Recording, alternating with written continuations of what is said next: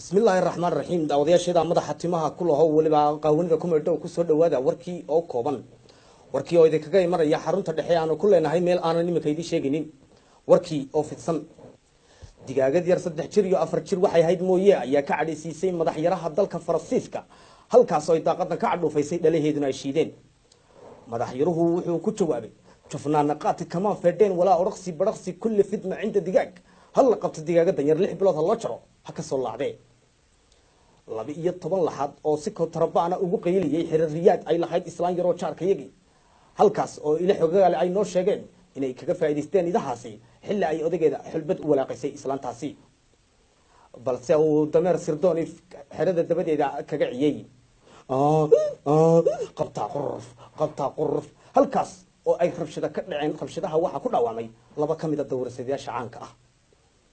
wararka kale kaageera afka dheer la warsheekooda maamuus trouble too much oo naga soo gaarsiiyay magaalada Hargeysa waxa kamid ah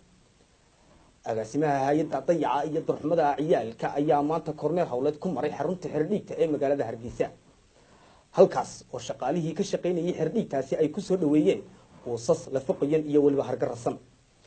halkaas oo isaguna uu ku qaybiyay jaysadooyin kala duwan oo ay kamid yihiin nigisaan kala suumo ka shaliyaal iyo waliba alaab kala qaaliya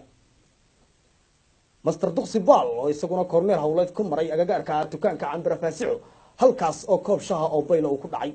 ehelkii iyo qaraabadii uu ka baxayna waxa leenahay ilaahay burbur iyo baabah ka yeelo daawadaya warkii intaas ayuu naga leeyahay imikana ku soo dhawaada qadar xaysiisa haboon deeqa haweenkii qofka aad la socodsiyo jacaylka qajlaye iyo ku qosan xaaju oo marka tiraado gacantii afkiisa baaray cunadaadu dandan malahay